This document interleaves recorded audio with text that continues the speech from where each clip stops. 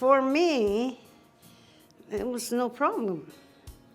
I had my own doctor back in Inuit, and I do have my own doctor here in Toronto.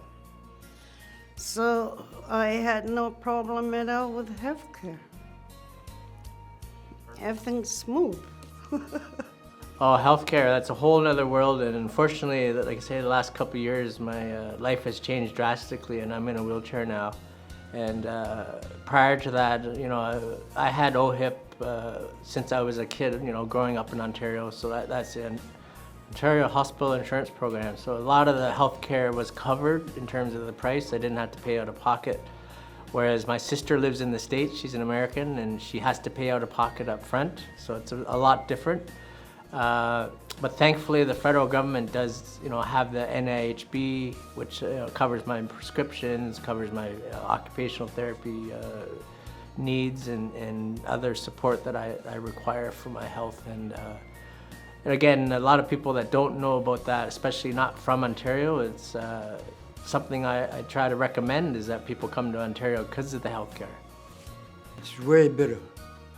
It's way better than the service that we get down here, because living in the South, they don't have much choice. The providers don't have much choice to treat you just like anybody else as a Canadian.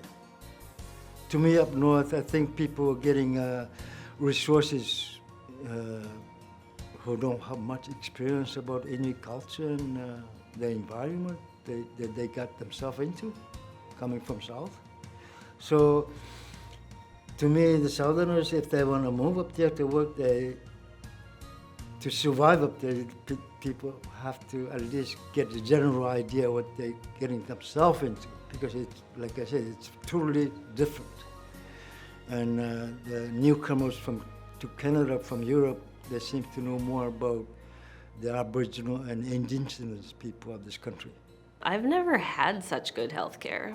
My dentist is incredible, and it's like they have all this fancy equipment, and like when I go in there, they make me feel like a rock star.